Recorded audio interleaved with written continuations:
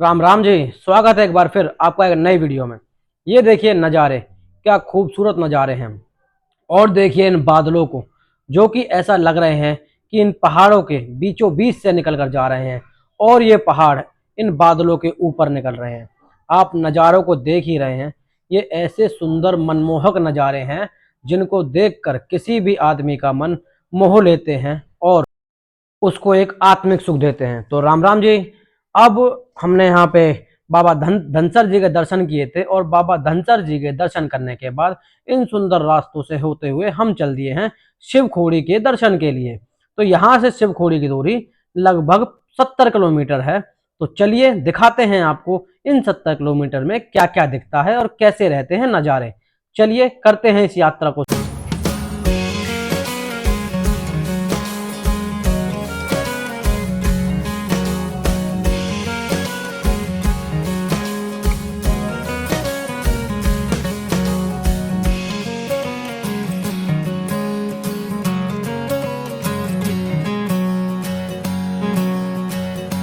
ये देखिए पहाड़ों में किस तरह के खेत होते हैं। ये सीढ़ीदार खेत यहाँ पर बनाए जाते हैं। और आप यहाँ पर देख रहे हैं नर्मदा नदी। नर्मदा नदी के किनारे होते हुए हम धीरे धीरे शिवखोड़ी की ओर बढ़ रहे हैं। और यहाँ पर रोड पर कुछ काम कर रहा है। इस रोड को चौड़ा करने का काम किया जा रहा है। और यहाँ पर ये आप बेहतरीन पहाड़ का नज़ारा देख रहे हैं और एक ये पुल जो कि नर्मदा जी के ऊपर से निकल रहा है। तो अब हमने यहाँ पर अपनी गाड़ी रोकी और यहाँ पर अपने फोटो का आनंद लेने लगे। ये दर्शन कीजिए नर्मदा नदी के। और नर्मदा नर्मदा नदी के अंदर राफ्टिंग भी होती है। राफ्टिंग की अगर मैं बात करूं तो डेढ़ डेढ़ किलोमीटर की राफ्टिंग के 1500 रुपये लेते हैं। 2.5 किलोमीटर की राफ्टिंग के ये 2500 रुपये लेते हैं। और 3.5 किलोमीटर की राफ्टिंग के ये 3500 रुपये लेते हैं। अगर आप इस रास्ते से आ रहे हैं तो आप भी राफ्टिंग का ट्राई कर सकते हैं। ये एक अच्छा अनुभव होगा आपके लिए। और आप नज़ारों की मैं बात करूं तो आप नज़ारे देख ही रहे हैं। ये पहाड़ कितना सुंदर कितना मनमोहक लग रहा है। ये ऐसा दृश्य है कि बस देखते ही जाओ। और कभी कभी तो ये भी मन करता है कि बस यहाँ पे रहो और पहाड़ों में ही।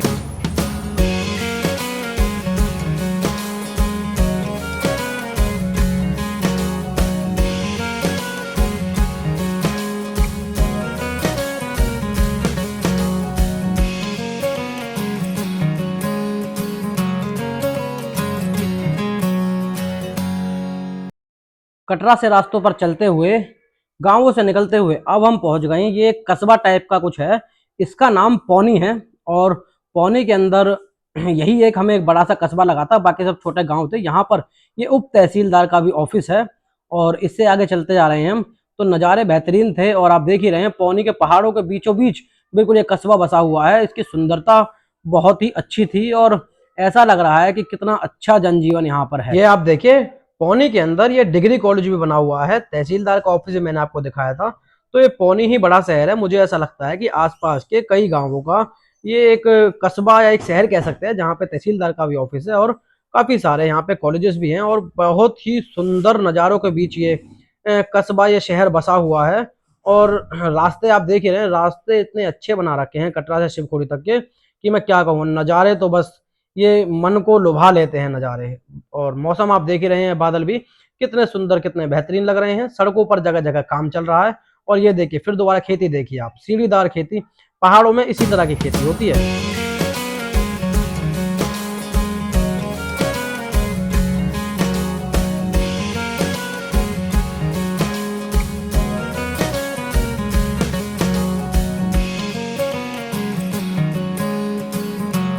फाइनली शिवखोड़ी हम पहुंच गए हैं। और अगर शिवखोड़ी के इतिहास की अगर मैं आपको थोड़ा सा बताऊं तो शिवखोड़ी में यह मान्यता है कि यहाँ पर जो गुफा है वो अपने आप गुफा बनी थी और बाबा ने यहाँ पर तपस्या भी की थी। इसकी गुफा के अंदर एक ऐसी गुफा है जो गुफा सीधी अमरनाथ के लिए जाती है। और यहाँ पर जो भी शिवलिंग बने हैं वो प्राकृतिक रूप से ही पानी की बूंदों के टपकने से यहाँ पर अपने आप उत्पन्न हुए हैं। यहाँ पर पूरा शिव परिवार और गणेश जी भी अपने आप उत्पन्न हुए हैं। ये आप अब हम शिवखोड़ी पहुंच गए हैं और यहीं से हमारी यहाँ से जो ट्रैक है शिवखोड़ी का वो शुरू होता है। यहाँ पर रजिस्ट्रेशन होता है। पहले यहाँ पर रजिस्ट्रेशन कराया जाता है और उसके बाद शिवखोड़ी की ट्रैकिंग के लिए हम आगे चलते हैं। यहाँ पर इन लाइनों में लग के रजिस्ट्रेशन की पर्ची बनती है। यहाँ पर हम खाली मिला था इसलिए हमारा रजिस्ट्रेशन जल्दी हो गया। और इस तरह की पर्ची रजिस्ट्रेशन होने के बाद मिलती है। इस पर्ची की चेकिंग मेन गेट पर चेक होती है। मैं आपको भी आगे चल रहे हैं अब मेन गेट की ओर। आगे जब हम चलेंगे तो आप देख रहे हैं ये पहाड़ी भेड़, और ये मेन गेट है शिव खोड़ी के ट्रैक के लिए।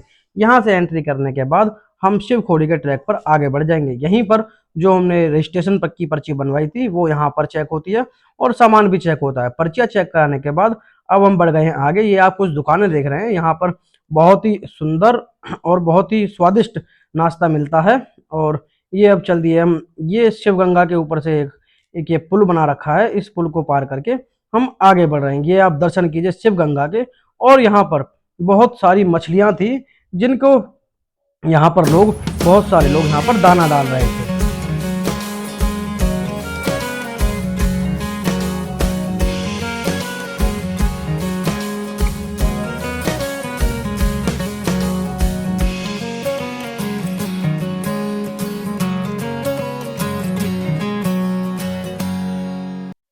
ये आप देखिए पहाड़ों में भी यहाँ पर स्थानीय लोग रहते हैं, और ऊपर बहुत ऊपर एक बकरी यहाँ पर चराई जा रही है। वो शायद कैमरे में नहीं दिख रही है, लेकिन ऊपर हमने देखा था तो बहुत ऊपर एक बकरी चरा रही है। और हमारी जो बहन है और जो मेरी वाइफ थी वो ये देखकर हैरान थे कि इतने ऊपर लोग कैसे चढ़े हुए हैं। लेकिन कर रहे हैं और एक अलग ही तरह की शांति है यहाँ।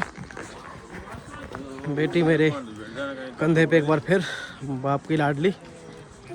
तो चल रहे हैं और सुकून, सुंदरता एक नंबर, क्या कहूँ।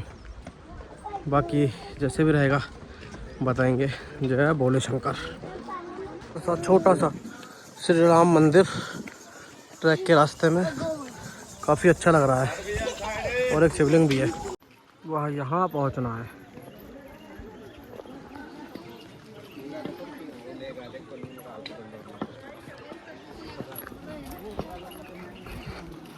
सफाई की बहुत अच्छी व्यवस्था है, जगह जगह सफाई कर्मी लगा रखे हैं। फाइनली पहुंच गए।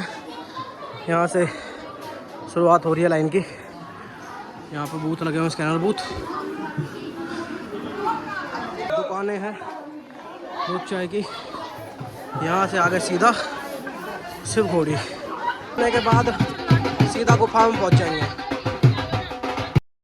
यहाँ पे ये बताया जा रहा था कि 6 बजे से पहले निकलना है, 6 बजे के बाद वहां से नहीं निकलने देते थे क्योंकि सिक्योरिटी रीजन से। ये जो आप साइड में लाइटें देख रहे हैं, इस रोड पर कोई भी सवारी नहीं चल रही थी और बड़ा ही अंधेरे वाला रास्ता था, लेकिन इन जो साइड में जो लगे हुए थे इनसे चलने में बड़ी सहूलियत हो रही थी।